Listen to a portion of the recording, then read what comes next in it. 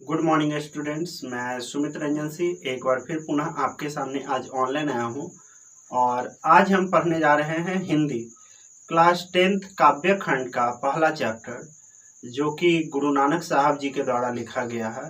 तो आज हम लोग इस चैप्टर को पढ़ेंगे और कोशिश करेंगे हम लोग कि इस चैप्टर को अच्छे ढंग से पढ़ें, और इसलिए वीडियो थोड़ा लंबा हो सकता है, जिसके कारण हम लोग वीडियो को 3 पार्ट में बनाने जा रहे हैं। पहला पार्ट जो होगा उसमें गुरु नानक साहब का परिचय होगा, दूसरा पार्ट में और तीसरा पार्ट में उनके द्वारा लिखा गया एक एक पैराग्राफ को हम लोग पढ़ेंगे अच्छे ढंग से।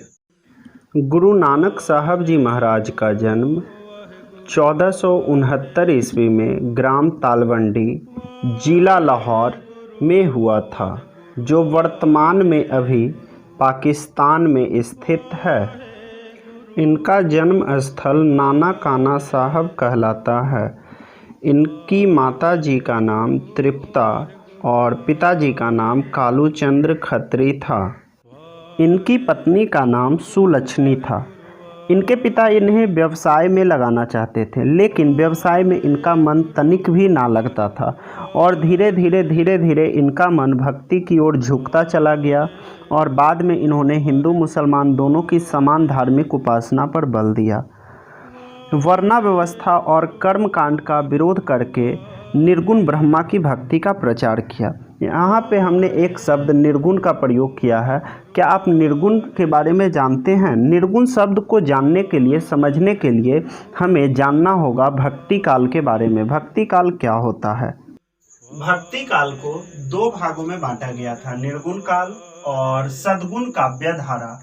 निर्गुण काल के अंतर्गत वैसे लोग आते थे, वैसे कवि लोग आते थे जो कि कर्मकांड, मूर्ति पूजा, सामाजिक विडंबना, ये सारे चीज़ों पे विश्वास नहीं किया करते थे। वे सच्चे मन से ईश्वर की भक्ति पे विश्वास किया करते थे। तो वहीं सद्गुण काव्य धारा के अंतर्गत वैसे कवि लोग आते थे जो कि मूर्ति पूजा में विश्वास करते थे, कर्म कांड में विश्वास करते थे, इन सारे चीज़ों में विश्वास करते थे। मतलब निर्गुण काल और सद्गुण काल के कवियों में अंतर यही था। निर्गुण काल के कवि रंग, रूप, आकार, कहने का मतलब जो फिजिकल अपीयरेंस है उसमें बिलीव नहीं करते थे, उसमें विश्वास नहीं करते थे। वे सच्चे मन से ईश्वर के भक्ति में, आराधना में विश्वास करते थे। जबकि सद्गुण काव्य काल के जो थे तो वो ईश्वर की पूजा, आरती, अर्चना, कर्मकांड, इन सारे चीजों में विश्वास किया करते थे। आगे चल करके निर्गुण काल और सद्गुण काल दोनों 2 भागों में बटा। जैसे निर्गुण काल के अंतर्गत संत काव्य धारा आता था और सूफी काव्य धारा। संत काव्य धारा को ज्ञानाश्रयी शाखा कहा गया है। संत काव्य धारा को ज्ञानाश्रयी शाखा कहा गया है। कहने का मतलब इसके अंतर्गत जो भी कवि लोग आते थे, जो भी व्यक्ति लोग आते थे, वो ज्ञान के माध्यम से ईश्वर की भक्ति, आराधना किया करते थे। तो वहीं सूफी काव्य धारा के अंतर्गत जो भी आते थे उन्हें प्रेमाश्रयी कहा जाता था। यानी सूफी काव्य धारा को प्रेमाश्रयी शाखा भी कहा गया है। और इसके अंतर्गत जो भी कवि आते थे वे प्रेम के माध्यम से ईश्वर की आराधना किया करते थे। उन्हें ऐसा लगता था कि प्रेम से अगर ईश्वर की आराधना किया जाए तो हमें ईश्वर मिल सकती है। तो वही संत काव्य धारा वाले लोग ज्ञान से ईश्वर की प्राप्ति करना चाहते थे।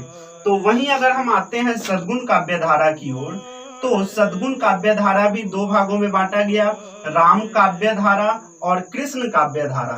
राम काव्य धारा को रामाश्रयी शाखा कहा गया है। राम काव्य धारा को रामाश्रयी शाखा कहा गया है। कहने का मतलब राम काव्य धारा के अंतर्गत आने वाले लोग श्री राम जी का गुणगान किया करते थे, भक्ति किया करते थे, पूजा किया करते थे। जैसे इसके अंतर्गत तुलसीदास जी आते हैं। तुलसीदास जी भगवान श्री राम का पूजा आराधना किया करते थे। वहीं कृष्ण काव्य धारा के अंतर्गत जो व्यक्ति आते थे वे कृष्ण की आराधना किया करते थे। कृष्ण काव्य धारा को कृष्णाश्रयी शाखा भी कहा गया है। कृष्णाश्रयी शाखा भी कहा गया है। गुरु नानक साहब ने अनेक देशों की यात्रा की थी और यात्रा करते हुए मक्का मदीना तक गए थे। इनकी मुलाकात मुग़ल सम्राट बाबर से भी हुई थी। बाद में इन्होंने सिख धर्म की स्थापना की। गुरु नानक साहब ने पंजाबी और हिंदी भाषा में बहुत सारी कविताएं लिखी। इनकी कविता में हिंदी के ब्रज भाषा और खड़ी बोली दोनों का मेल है। इनके दोहा काफ़ी मार्मिक हैं। इन्होंने दोहे में जीवन के अनुभव के बारे में वर्णन किया है। इनके दोहे में जीवन का अनुभव वैसे ही मिलता है जैसे कबीर दास जी के दोहे में मिलते हैं। इन्होंने कबीर की तरह उलट बांसी शैली को नहीं अपनाई। जैसे कबीर दास जी कहते हैं, कबीर दास के उल्टा बानी, बरसे कम्बल भींगे पानी, एक गीद मरे खाए हजार सियार अघाए।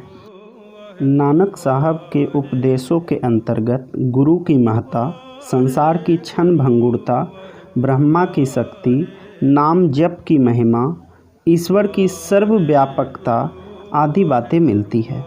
इनकी रचनाओं का संग्रह सिखों के 5वें गुरु अर्जुन देव जी ने सन 1604 ईस्वी में किया था, जो गुरु ग्रंथ साहब के नाम से प्रसिद्ध हुआ। गुरु नानक के कुछ प्रमुख रचनाओं में जयपुरी, आशा दीवार, रही सास और सोलिया है।